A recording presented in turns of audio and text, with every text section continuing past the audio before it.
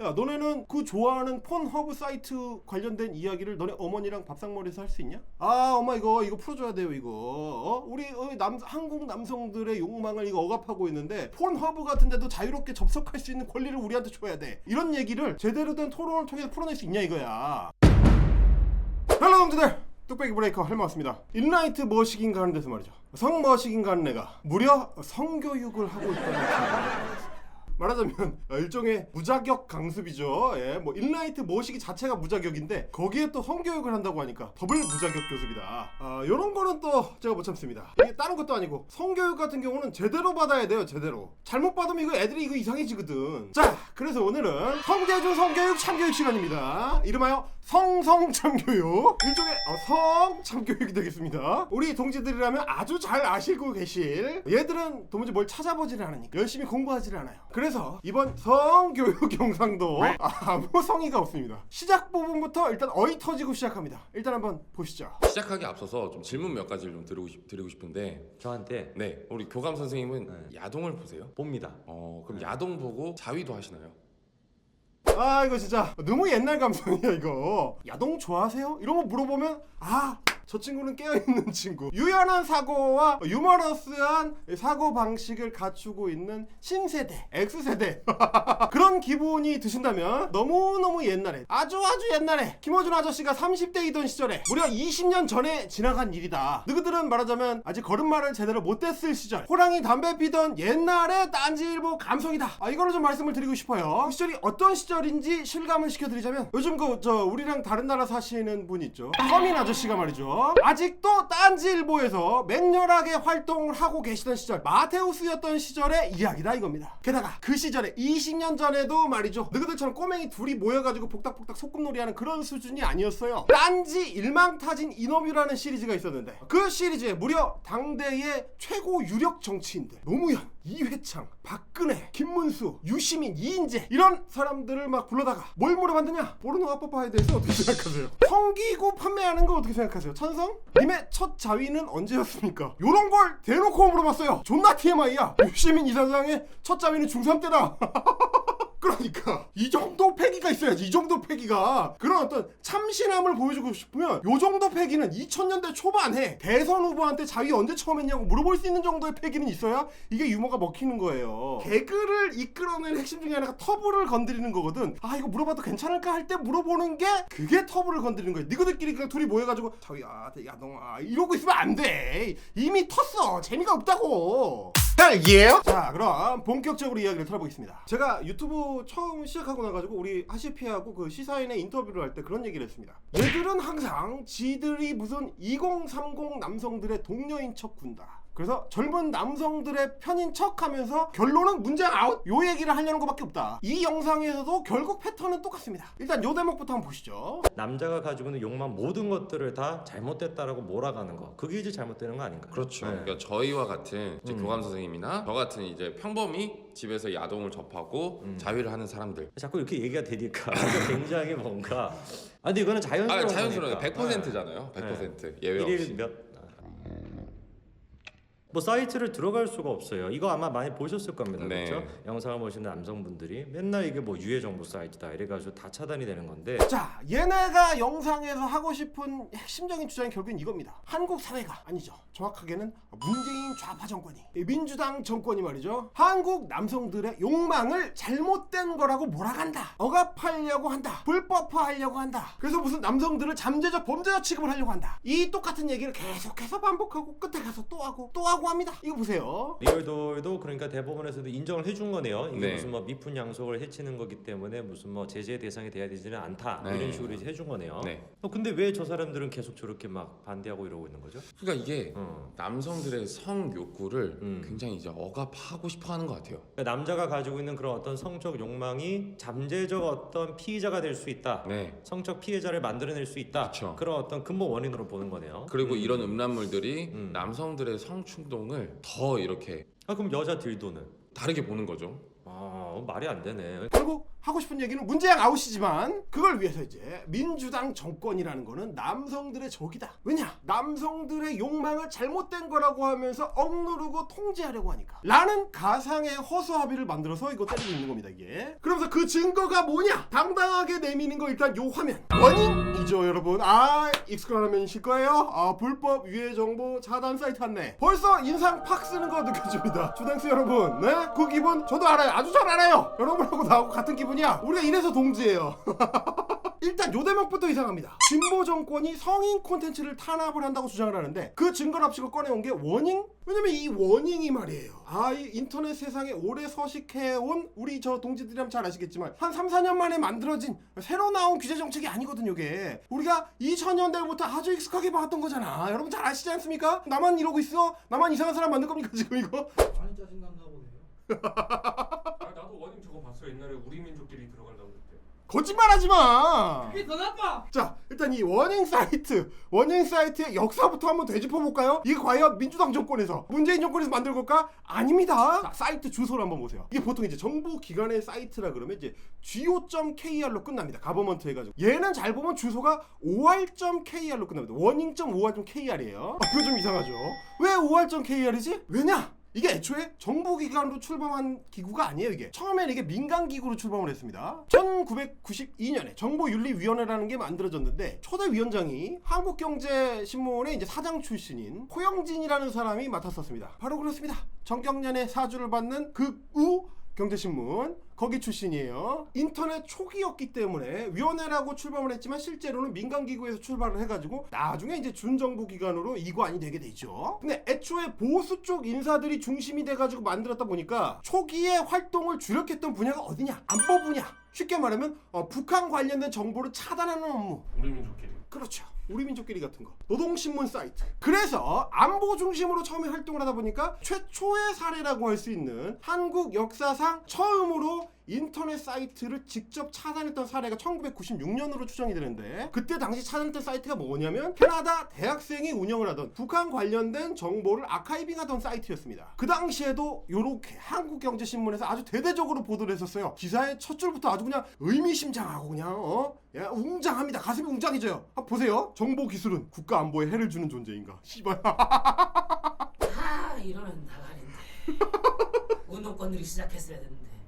심지어 친북주의자들 규제하려고 만든 단체 아니야 이거? 그렇죠. 자, 그래서 지금도 성격 자체는 아주 이렇게 큰 차이가 있는 건 아니에요. 이 차단 안내 페이지 여기에 어떤 사이트들을 차단하고 있는지 이제 각 분야를 좀 소개를 해주는데 요거 뭐뭐를 차단하는지도 사실은 자세히 들여다본 적이 없으실 겁니다 여러분. 저도 그래요. 왜냐? 우리 모두 warning.or.kr을 마주하는 순간 다 알 수가 있습니다.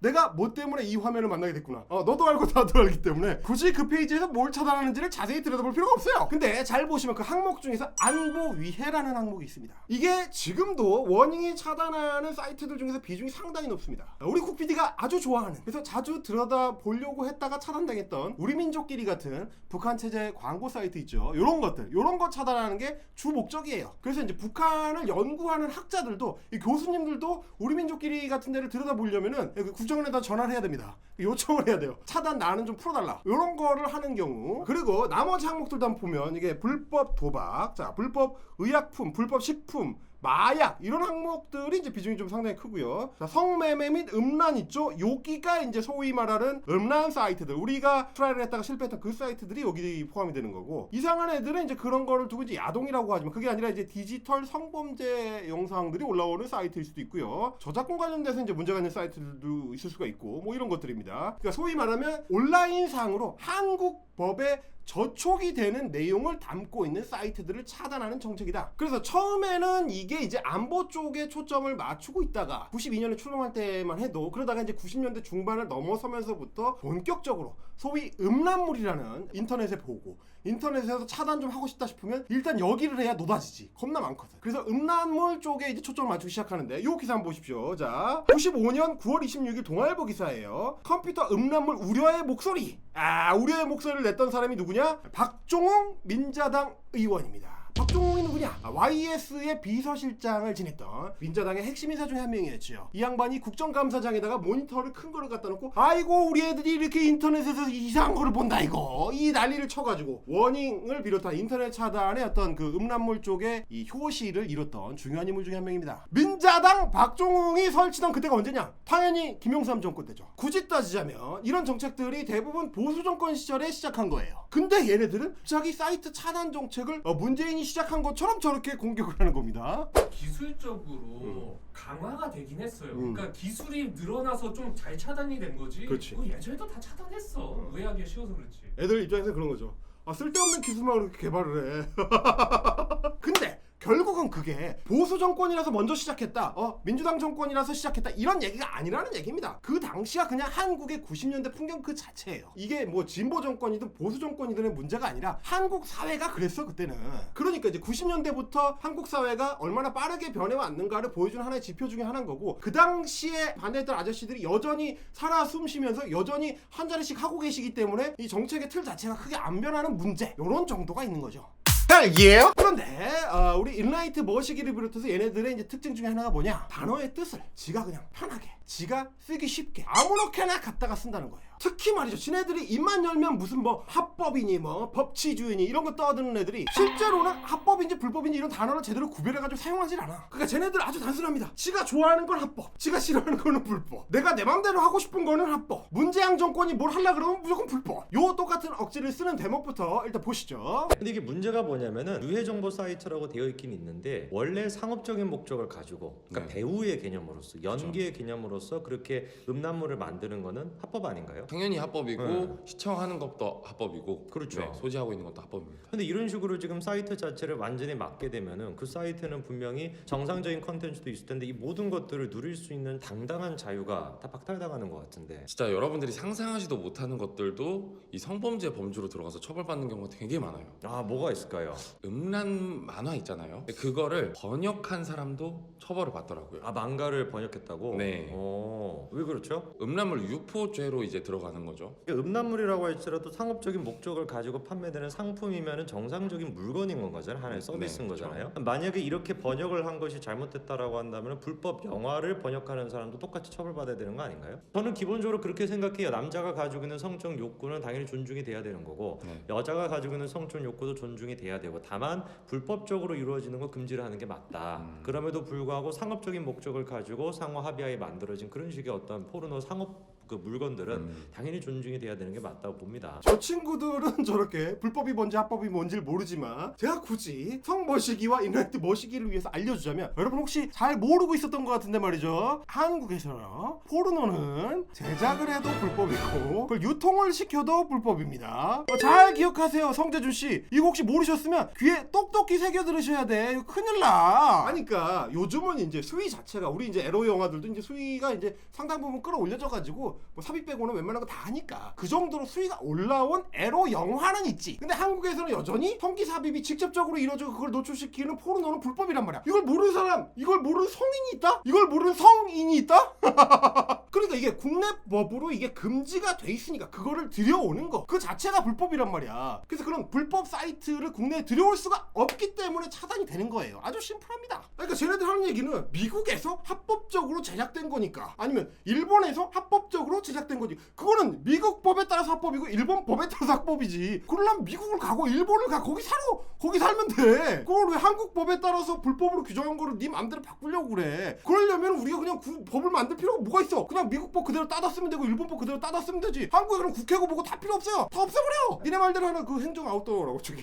다른 데 가서 살아야 돼. 아니 그러니까 쟤네의 그 희한한 논리는 이거예요. 아니 미국에서 합법적으로 제작됐으니까 우리나라에서도 합법을 해달라. 야 그런 식으로 칠 거면은 저 북한에서 북한법에 따라서 합법적으로 설립된 우리 민족끼리는 왜 막냐? 그럼 막 들어가게 해달라고 해야 되는 거 아니야? 너 국정원에 한번 전화를 해봐. 그 국가보안법이 얼마나 무서운지를 네가 매섭게 체험을 할 수가 있어요. 그러니까 쟤네 말대로 하면은 네덜란드에서는 대마초도 합법이니까 그냥 네덜란드에서 대마 그 수입해가지고 그냥 펴. 한 대 말아 피고 저 나눠 피고 같이 펴 그냥. 그러고 사이좋게 깜빵에 가시면 돼요. 니네 지금 이런 얘기하고 있는 거야. 쟤네들이 말을 자꾸 뭉갭니다. 어떻게 뭉개느냐? 사이트에를 들어갈 수가 없다. 이런 식으로 얘기하는데 그게 어떤 사이트냐가 중요한 거야. 무슨 사이트야? 그걸 정확하게 얘기를 해야 돼요. 뭐 니네 못 들어간다고 난리치는 그 사이트가 어딘데? 그래서 그게 한국 법에 따라서 그 사이트가 합법적이야 불법적이야? 한국 법에 저촉이 돼 안 돼? 예를 들면 아주 심플합니다. 성머시기님 답변 한번 해보세요. 그 사이트에 올라오는 영상에 직접적인 성기 삽입 장면이 들어가 있습니까? 없습니까? 그게 포르노 영상입니까? 에로 영화입니까? 너도 나이 먹을 만큼 너 먹었는데 그 정도 판단을 못하는 건 아닐 거 아니야. 합법 법치주의. 니네는 맨날 그렇게 노래를 부르면서 왜 한국 법에서 금지하고 있는 포르노 불법으로 취급되는 그 영상에 대해서 아무런 문제의식이 없는 거야? 너의 법치주의는 도대체 언제 적용이 되는 거야? 그 일테면 이제 쟤네가 맨날 예로 드는 게 이제 요 사이트예요. 로고 아주 익숙하시죠 여러분? 폰허브입니다. 물론 우회로를 통해서 들어가 보신 분이라면 누구나 아실 수가 있겠지만 폰허브에 올라오는 영상 중에서 말이죠, 이게 전부 다 이 포르노 제작사에서 올리는 미국 내 합법적 포르노만 올라오는 게 아니거든. 이게 그냥 단순한 공짜 포르노 사이트가 아니라는 거 거기 들어가 본 사람이랑 다 알아요. 그래서 전 세계에서 요새 운동하고 난리 났어. 그래, 거기서 난리가 난 이유가 뭐냐? 그 폰허브에 아무나 막 영상을 올릴 수 있는 자격 제한이 없었다 보니까, 그러다 보니까 불법 촬영물들도 올라오고 실제 성폭력 영상이 올라오거나 혹은 미성년자 영상이 막 섞여서 올라온단 말이에요. 그래서 거기에 실제로 광고식으로 손정훈 같은 애들이 일부러 공짜 영상을 풀기도 했었단 말이에요. 그게 심각한 문제가 되기도 했어요. 그러다 보니까 글로벌 기업들이죠, 마스터카드나 비자카드 이런 데서 폰허브에 니네 자꾸 그런 식으로 하면 우리가 결제 끊어버린다 해가지고 얘네가 화닥당 마치 처음 알았다는 듯이 우리는 몰랐는데요 라는 듯이 거기에 올라온 불법 촬영물들을 지금 다 없애버리고 있단 말이에요. 다 지워버리고 있단 말이에요. 그래서 실제로 한 80%까지 지워졌다가 최근에 약간 복구가 되셨더라고. 그 폰허브를 지금 쟤네가 얘기하는 거예요. 결국에는 그동안 아동 성폭력물 혹은 불법 촬영물이 제대로 걸러지지 않은 상태의 그 사이트에, 그것도 한국처럼 극단적으로 보수적인 인터넷 운영 정책을 갖고 있는 나라에서 그냥 아무나 접속하세요라고 풀어줄 것 같아? 그게 잘 안 된단 말이야. 물론 나도 알고 여러분도 아는 대로 한국의 성인물에 대한 규제 이게 좀 심해. 너무 지나쳐. 말이 안 될 정도로 어처구니없이 빡빡하죠 사실. 아니 어른들은 어른들의 방식으로 즐길 권리가 있어야 되는데 그걸 기본적으로 보장을 해줄 생각이 없어요. 그냥 무조건 일단 다 틀어막으려고 한단 말이야. 그러다 보니까 오히려 불법 합법의 경계가 자꾸 이렇게 혼동되는 문제가 생겨요. 전부 불법으로 막아놓으니까 어차피 다 불법인데 뭐 이러면서 그냥 이것도 보고 저것도 보고 그러다가 저렇게 나쁘게 물든 애들이 저렇게 인라이트 머시기에서 성 머시기 같은 애들이 되는 거예요 저게. 그래서 한국 사회에서 이 문제를 다루려면 오히려 어디서부터 시작을 해야 되느냐, 포르노 합법화 같은 문제를 우리가 어떻게 다룰 것이냐, 어떻게 제도화시킬 것이냐, 어떻게 양성화시킬 것이냐를 본격적으로 토론을 해야 된단 말이야. 마치 누구처럼? 예를 들면 민주당 출신의 표창원 전 의원처럼 말입니다. 근데 니들처럼 그거 뒤에서 그냥 중얼중얼 궁시렁궁시렁거리고 둘이 모여 에헤헤 야동해 이런 애들이 정작 그 논의가 필요한 순간에는 어디 있었느냐. 니네가 그 좋아한다는 소위 한국 보수들은 우리 이제 포르노 합법화 얘기 좀 한번 해볼까요? 하던 그 시점에 어떤 이야기를 했느냐. 짜잔, 새누리당 포르노 합법화 주장한 표창원은 사퇴하라. 그러니까 내가 니네 같은 애들에게 아주 가소로운 거예요. 야, 너네는 그 좋아하는 폰허브 사이트 관련된 이야기를 너네 어머니랑 밥상머리에서 할 수 있냐? 엄마 이거 풀어줘야 돼요 이거. 우리 한국 남성들의 욕망을 이거 억압하고 있는데 폰허브 같은 데도 자유롭게 접속할 수 있는 권리를 우리한테 줘야 돼. 이런 얘기를 제대로 된 토론을 통해서 풀어낼 수 있냐 이거야. 아니 이게 얼마나 중요한 생활 이슈인데 남성들을 위한 생활 이슈라면서 이거를 어머니하고 토론 못해? 하긴 지네끼리 낄낄대는 것도 뻘쭘해가지고 어쩔 줄 몰랐는데 뭐 그런 얘기를 어떻게 하겠어. 하지만 나는 할 수 있습니다. 왜냐? 나는 생업이거든. 생활 이슈 수준이 아니야. 난 생업이야 이게. 한국 성인 콘텐츠 업계의 고인물 에이전시를 본격적으로 운영한 지가 벌써 5년이 넘었습니다. 나는 업계인이야. 내가 당당하게 주장하는 성인 콘텐츠 업계의 민족 자본가라고. 내가 일본 AV 불과 일본 망가 불법물에 맞서서 내가 말이야 우리의 산업 자본이 유출되는 것을 막고 한국의 달러가 일본의 엔화로 바꿔줘서 그쪽으로 흘러나가는 걸 막는 나는 민족 자본가다. 이런 자부심을 갖고 있습니다. 내가 2020년에 물산장려운동 까지 방송하면서 저렇게 자긍심에 찬 거 처음 봤어. 진정성. 형이 임마 작년에 임마 일본이랑 대만에 수출한 성인 컨텐츠가 임마 얼마인지 알아 임마. 우리 매출 임마. 그만하겠습니다. 근데 쟤들이 뭐라고 합니까? 배우가 나와서 합법적으로 찍었다. 아니 중요한 거는 그 배우의 국적이 어디냐 이거야. 촬영지가 어디냐 이거야. 한국인 배우야? 한국에서 찍었어? 그거는 니네가 그 일본 AV를 너무 많이 봐가지고 헷갈리는 거야 지금. 유튜브에서 시미켄 아저씨가 자기 이름을 뭐 시미켄이라고 쓴다고 해가지고 한국 사람 같니? 정신을 좀 차려. 그 사람 일본 사람이에요. 그래 좋아. 네가 얘기하는 그 합법적으로 촬영된 영상이라는 게 일본 AV다. 이 한국에서 불법이라고 취급하는 그런 영상이 아니다. 근데 그 일본 내에서 일본 법에 따라서 합법적으로 촬영된 AV를 왜 못 보게 하냐? 그런 주장을 네가 할 수는 있죠. 하지만 너는 그 주장을 저작권을 하는 순간 지금 저작권법을 위반하고 있어요. 네가 임마 그 일본 AV 회사에다가 돈 주고 그걸 산 건 아니잖아. 왜냐? DMM에서도 한국 사람이 직접적으로 결제할 방법이 없어. 우회적으로만 결제를 할 수 있단 말이야. 합법적 틀 내에서는 애초에 일본 AV를 구입할 수가 없어요. 게다가 너 같은 애들이 무슨 DMM에서 저 DVD 사가지고 해외 배송을 받겠니? 그럴 리가 없잖아. 너는 그냥 공짜로 포르노를 보고 싶은데 못 보게 하니까 열내는 거 아니야? 지금 징징대는 거잖아. 그러니까 니네가 지금 주장하는 거는 국내법에다가 적용을 하면 뭐가 됐든지 불법이야. 다만 국내에서는 그 영상이 합법이건 불법이건 개인이 일일이 보는 것까지를 쫓아다니면서 잡으러 다니고 이렇게까지 행정력 소비를 잘 안 하니까 그냥 조용히 차단을 막을 뿐이지 원인점 5할점이 등장할 뿐이죠. 근데 이제 한국의 이런 어떤 단속 방식이라는 거, 포르노나 성인 컨텐츠를 다루는 방식이라는 거, 그 기원을 따져나가면은 쟤네들이 얘기한 합법 불법 있죠. 그거 형법 얘기, 그게 사실은 한국 형법과 일본 형법이 만나는 지점이 있어요. 자, 일본도 법률상으로만 따지면은 포르노를 제작하는 것 자체는 불법입니다. 그럼 AV는 뭐냐? 그래서 그 단어 뜻을 잘 생각을 해보세요. 그게 포르노가 아닙니다. 어덜트 비디오예요. 말장난이구만. 근데 굉장히 중요한 말장난이야. 모자이크가 있느냐 없느냐에 따라서 일본에서는 똑같이 성기 삽입 섹스 영상을 찍어도 이게 불법이냐 아니냐가 갈라져. 우리 눈 가리고 아웅하는 일본에서는 성기 삽입 섹스를 하지만 모자이크만 하면 이거는 포르노가 아니다 라는 전세계 유일무이한 기준을, 이상한 기준을 갖고 있습니다. 그래서 그건 포르노 영상이 아니고 영화다, 어덜트 비디오다, 이렇게 되는 거죠. 왜냐? 이게 이제 일본 형법 제 175조를 보시면 외설물 진열죄입니다. 우리 형법식으로 이를 바꾸면 뭐냐? 음란물 반포죄입니다. 거의 똑같은 구조로 돼 있어요. 자, 일본 형법 제 175조 외설물 진열죄, 음란한 문서, 도화, 전자적 기록에 관한 기록 매체, 그 밖의 물건을 배포하거나 공연히 진열한 자는 2년 이하의 징역 또는 250만 엔 이하의 벌금 또는 과료에 처한다, 이렇게 돼 있습니다. 자, 요거를 우리 형법으로 들어오면 어떻게 되느냐? 제 243조 음화 반포죄, 음란한 문서, 도화, 필름, 기타 물건을 반포 판매 또는 임대하거나 공연히 전시 또는 상영한 자는 1년 이하의 징역 또는 500만 원 이하의 벌금에 처한다. 구조가 똑같죠? 음화라는 말까지 똑같아. 이거랑 묶이는 게 제 244조 음화 제작죄입니다. 그러니까 문서, 도화, 그 외의 기록 매체 이런 거 하지 마라. 이러면 또 나가는데. 유교가 시작했어야 했는데 일제에서 한 거였네.